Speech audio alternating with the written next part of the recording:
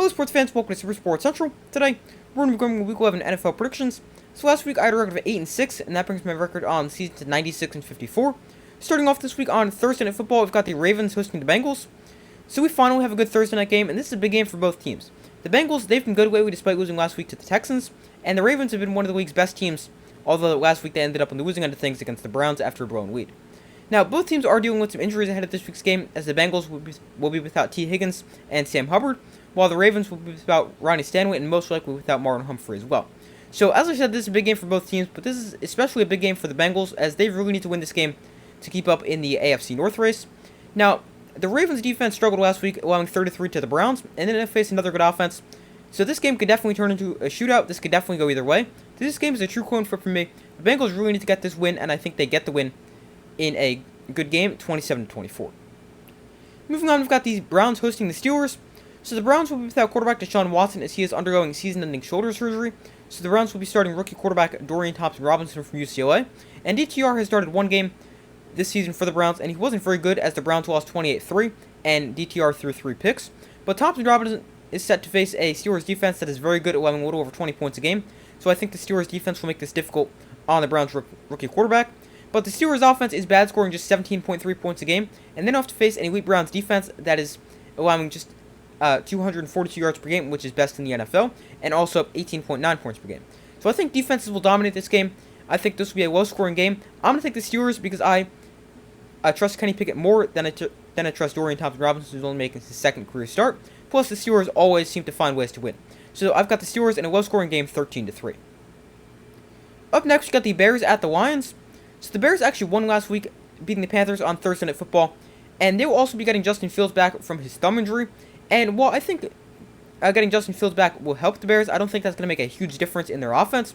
The Lions are a great team. Their offense is scoring 26.8 points a game, and coming off a game where they just scored 41.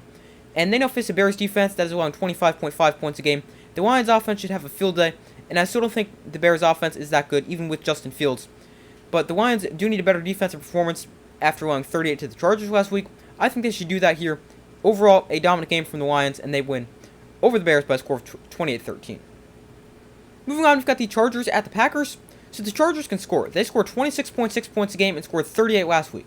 That is not a good thing for the Packers because the Packers defense is solid, but the Packers offense has really struggled so far this season, as they score 19.9 points per game and haven't scored more than 20 points since week 2.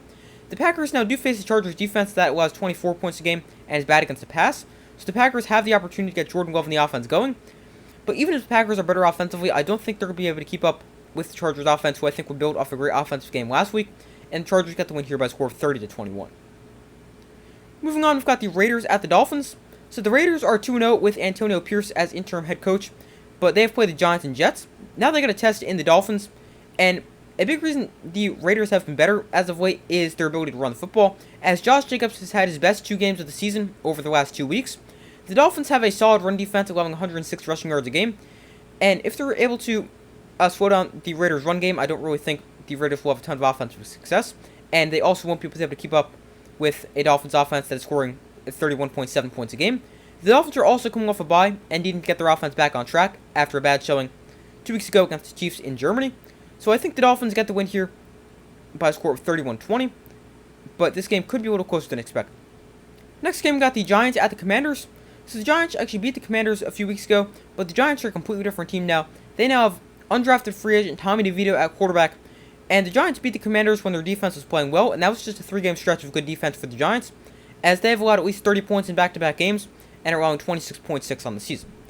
Now, the Commanders need to be able to protect Sam Howell, and that is something they were not able to do in the first meeting between these two teams, but even if the Giants' defense is able to get pressure on Sam Howell and shut down the Commanders' offense, I don't think the Giants will do anything with Tommy DeVito under center, even against the terrible Commanders' defense, so the Commanders win this game against the Giants very easily by a score of 24-6. Up next, we got the Cowboys at the Panthers. The Cowboys get back-to-back really easy games after they played the Giants last week, and now they face the worst team in the NFL, the Carolina Panthers. The Panthers are just terrible. Their defense allows 26.9 points a game, which is 3rd worst in the NFL. They face the Cowboys offense that's scoring 29.9 points a game, and the Panthers offense is horrendous, scoring just 17 points a game, and they go up against a Cowboy defense that is 4th best scoring defense in the NFL, allowing just 18.3 points a game. So the Cowboys are going to dominate this game and win this game by a score of 38-10. And the Cowboys should also be able to rest some of their key starters ahead of a short week next week when they play on Thanksgiving. But next game, we got the Titans at the Jaguars. The Jaguars really need a bounce-back game after getting demolished by the 49ers last week. The Jaguars now face the Titans team that is playing their third straight road game and has lost 2 in a row. And in those 2 losses, they're scoring just 11 points a game. The Titans face the Jaguars defense that is bad against the pass, allowing 266 passing yards a game. And that's an opportunity to get Will Levis going. But even if the Titans are solid offensively, I don't think it's going to be enough to keep up with the Jaguars team that is really looking for a bounce-back win after a terrible showing last week. I think the Titans could make this close. I think Will Levis will have a pretty good game. But the Jaguars are really looking for a big win. I think they get the win they're looking for and win this game by a score of 27-17. Moving on, we've got the Cardinals at the Texans. So the Cardinals won last week as Kyler Murray made his season debut, returning from torn ACL. And now Kyler Murray was pretty good last week against the Falcons, but then he'll face the Texans, a team that has been very good this year, and just beat the Bengals. Plus, Texans quarterback C.J. Stroud is looking like an MVP candidate, and the Texans offense has been great this season. And while Kyler Murray is back for the Cardinals, he doesn't play defense, and that is not going to help a defense that allows 26.3 points a game, which is 4th worst in the NFL. I think this game will turn into a shootout.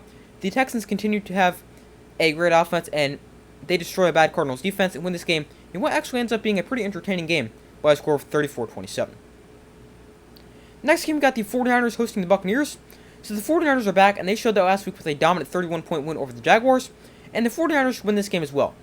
As the Buccaneers, while they did get the win last week, they've lost 4 of their last 5, and their offense has been pretty bad, as the Bucs score under 20 points a game and face an elite 49ers defense that is allowing just 15.9 points a game, and that is tied for 2nd best in the NFL.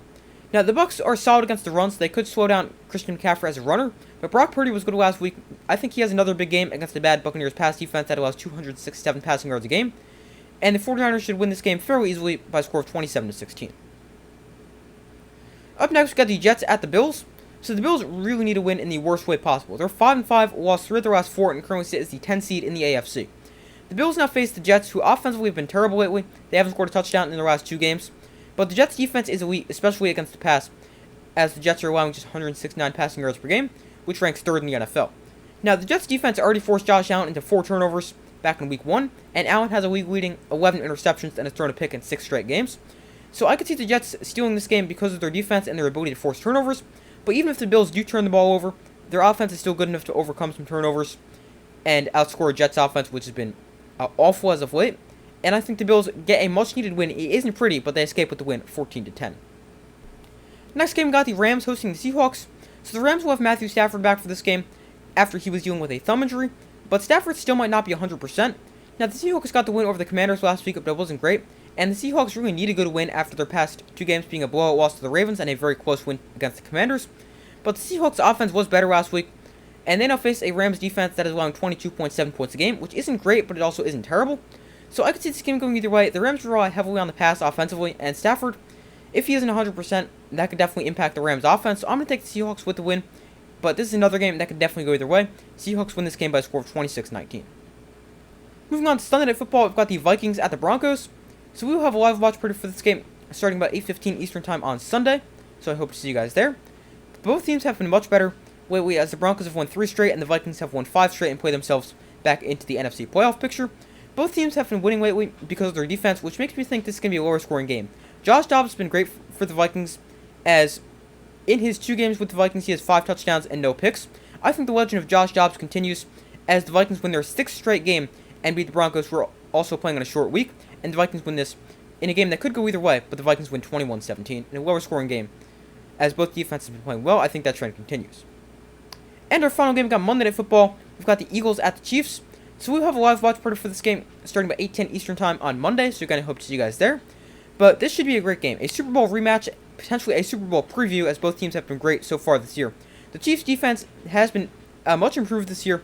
They have the 2nd best scoring defense in the NFL, allowing just 15.9 points a game. But they face an elite Eagles offense that's scoring 28 points a game.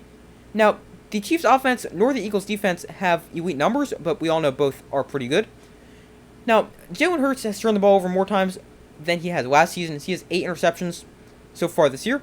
Plus, Hurts has been battling a knee injury for the last several weeks, so this game could definitely go either way. Both teams are coming off a bye. I'm going to take the Chiefs with the win because of how good their defense has been so far this year. Plus, they're home. This is going to be a really good close game. I've got the Chiefs with the win by a score of 27-21, but this is another game that could definitely go either way. But those are my Week 11 NFL predictions. Thank you guys for watching. Make sure to like, subscribe, comment, turn notifications. I do my best to put as often as possible. Let me know in the comments if you agree with my predictions, disagree, and why. I'd love to hear your thoughts. Make sure to check out the community tab of my channel where you can vote on who you think wins some of this week's big games. But thank you for watching. Make sure to like, subscribe, comment, turn notifications. I do my best to put as often as possible. And I will see you in the next video.